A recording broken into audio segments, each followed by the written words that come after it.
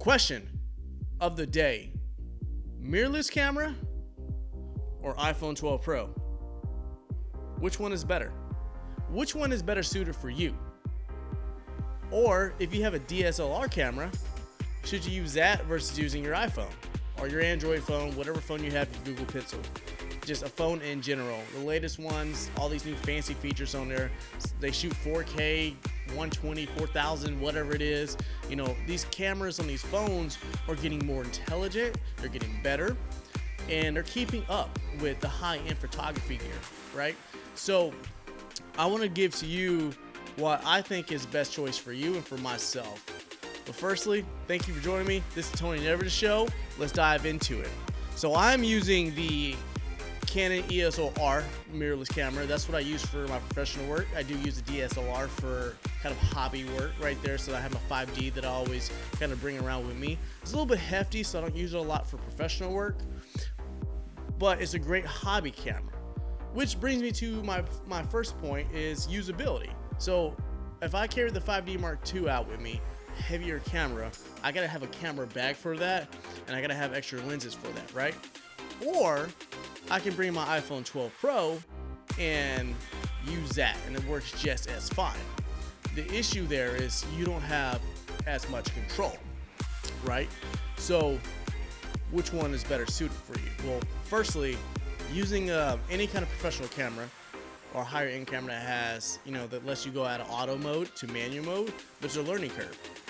Typically, it takes somebody, a good amount of time, a few months, to kind of understand the generic basics of using a DSLR and mirrorless camera, or even a point and shoot, right?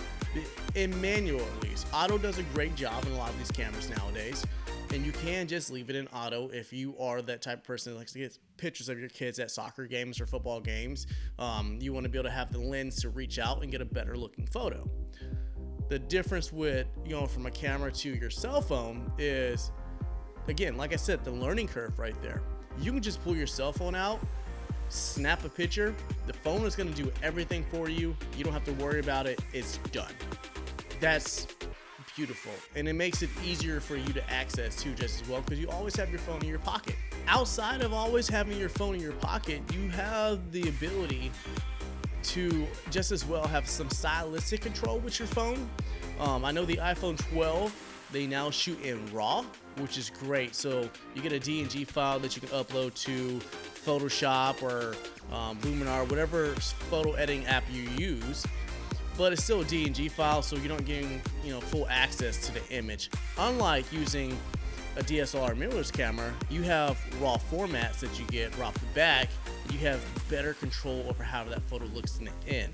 So the photo won't break down and get grainy as you start to put layers and layers and layers of editing on there, which is cool, right? So that is one of those things where you kind of have to decide, like, are you going to be a Vesco kind of person and just upload your photo to Vesco, drop a filter on there?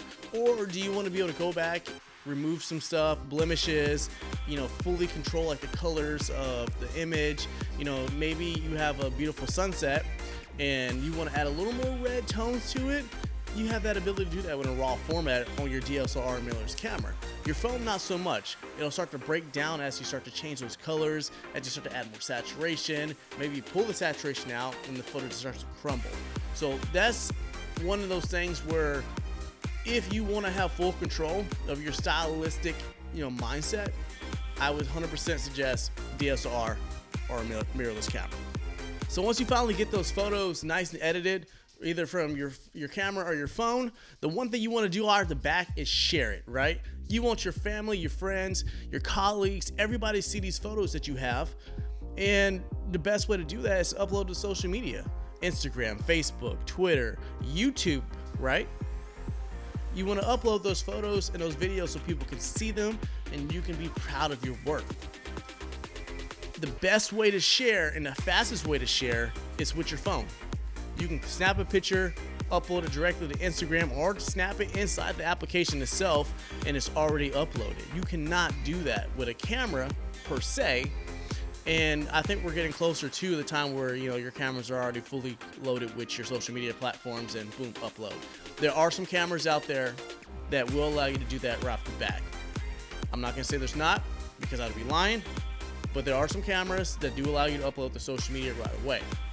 Now, with that being said, if you were just purely a social media photographer, if you're just purely a social media influencer, and you just want to be able to snap, and go, using your phone is the best option because it allows you to quickly upload those photos. And just as well, if you're using it to upload in social media like Instagram, you can, use your filters a lot faster, and it doesn't break down your photo as much because everything's kind of built together, right? So that's iPhone or Android for sharing quick. Now, it's time to upgrade your photo. And the best way to upgrade your photo and the best way to upgrade your video is none other than adding a microphone or changing lenses. Changing lenses can add a whole different mindset to your photo and your creativity outlook, right? Because each lens has a different way it shows you an image or a video. Wider lenses are going to give you that more deeper, narrow, up front, but really wide, expanded view. Those 70 to 200 lenses can give you a lot more compression in the background, so it's going to make everything pull forward, and it's going to give you that nice, tight, gloomy portrait look just as well, right? Yeah, you can do that on your phone. There is portrait mode and there is telephoto mode on the phones, but are they as efficient as using a mirrorless camera or DSLR and having full control of creativity? I don't really think so. So I'm gonna give that one up to going with your DSLR or your mirrorless cameras right there. Phones do a great job, and yes, 100%, you can buy lens attachments for your phone. But I just think that the cameras have the glass you use for your cameras are just so much better, and they give you a better overall look to it, and it's a lot cleaner just as well. So give that to the cameras. Next, we're gonna talk about video. Video is good, right? So these phones are shooting video so well that you sometimes almost can't tell the difference between a phone and a camera. And the best way to upgrade your camera video or your phone video is to buy a mic, right? So you've been seeing this right here the whole time. This is a dynamic mic right here. And normally I have a shotgun mic on top of my camera, but I wanted to use this to give a little cleaner audio today just as well. But also, so you can hear the audio coming from the mirrorless camera, just in body only. I don't have a mic or anything attached to it. And also to hear the audio coming from my iPhone 12 Pro. Again, don't have a mic attached to that. It's just the camera itself. So kind of like, you tell me which audio sounds better, right? I like using an external microphone for audio as much as possible. And with Rode Wireless Go system, it's a new one, they have the second version just out now, you can just clip the mic to your shirt, or to your collar or whatever, and plug the receiver into your phone or to your camera, and you have audio on your body all day. Or you can even buy like their shotgun mics, their micro shotgun mics, and you can attach to the top of your camera, or you can even plug it into your iPhone just as well. They do make one that's for iPhones and for any other USB-C cameras out there, right? So you can get nice, clean, great audio. If you hear any noise in the background, that is my dog. She is walking around. Can't really tell her to lay down, nor can I get rid of her, so gotta love the puppers, right? Audio is gonna be your best friend. Outside of audio, the biggest thing for me is going to come down to battery life. Which one is more important to not die on you, right? So with your cameras, you can buy a bajillion batteries and always have battery life, but you also have to carry those batteries with you. Now, typically, I find that if I'm going out for a personal shoot or a work shoot, I can get a good 2 hours worth of photography with just 1 or 2 batteries. Now, if I'm going out to do video work, I bring 5 to 6 batteries with me because you just never know. I might switch to 4K footage that day, so I'm gonna need a little more batteries because 4K runs through batteries a lot. Now, with your phone, you don't need to bring extra batteries. Your phone's built in with a battery right there. It's optimized to allow you to record for a long time. And just as well, you just plug in a power bank to it and you have extended battery life. So I'm gonna give this one to the phones because you don't have to worry about swapping batteries and carrying batteries, and you can quickly get it back to charging. And you can still work while it's charging too. I know there's some cameras out there that will let you charge in the camera, but it won't work when you're charging. So just kind of like remember that if you're gonna be gone for X amount of time, like how many batteries you need to bring with you. Is it worth to bring that many batteries? Do you have to carry an extra bag just to do that? Or is your phone better suited for the situation, right? Budget, budget, budget. Where art thou, budget? Well, for me, it's not here. I'm out of money.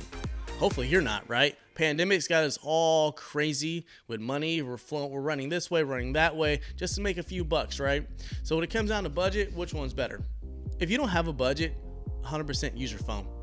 Don't even worry about buying a camera. Don't even worry about, thinking about a camera. Use your phone. Your phone will go a long way for you. If you're a professional and you need to get professional work done, yeah, 100% recommend a camera. But I've seen a lot of professional photographers and professional videographers that literally just use their phone, and they do an amazing job. You have to remember that it's about the person behind the camera, not the person in front of the camera. If you can control what goes on in a camera yourself, 100% you're gonna be a great photographer, a great videographer, a great content creator. You just gotta understand lighting, composition, and go from there. You can take a really bad camera, have great lighting, have great composition, and it's gonna look absolutely phenomenal. So remember, it's you that makes the difference in the photo. So with all that being said, what should you get, right? So I'm gonna give you my answer of what I want first.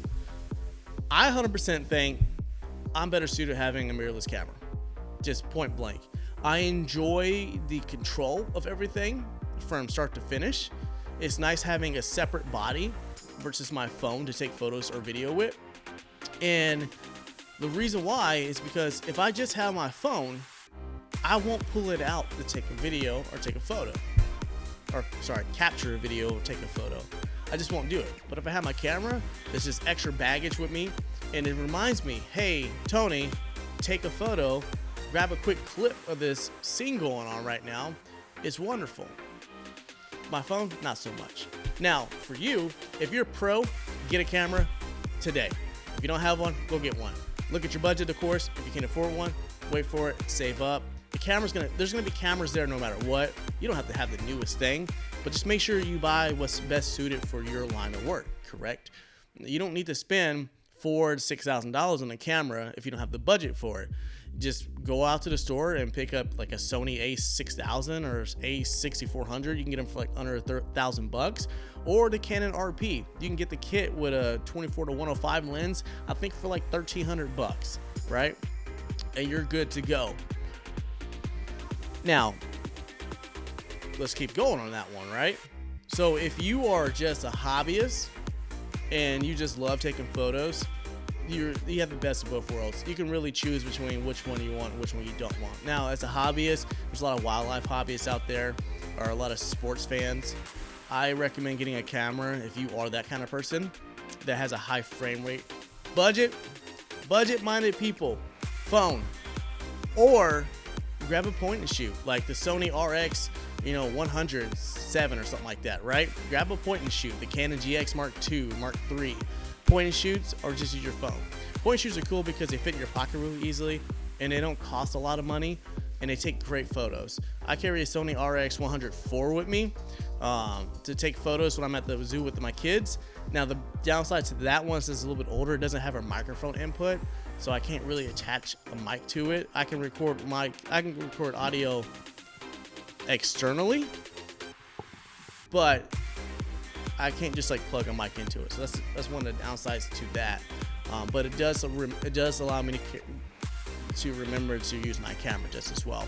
Now, some of the newer RX 100 series, the RX ZV1, the Canon G7X Mark III, they all have mic input jacks, so no worries there. Even a GoPro works just fine too, just as well. Question of the day: how would you use it? I think if you ask yourself that question, how would you use it, you'll determine quickly whether to get a mirrorless camera or your phone. But that's all I got for you today. I've been Tony. You've been awesome. I'll catch you next time. Peace out.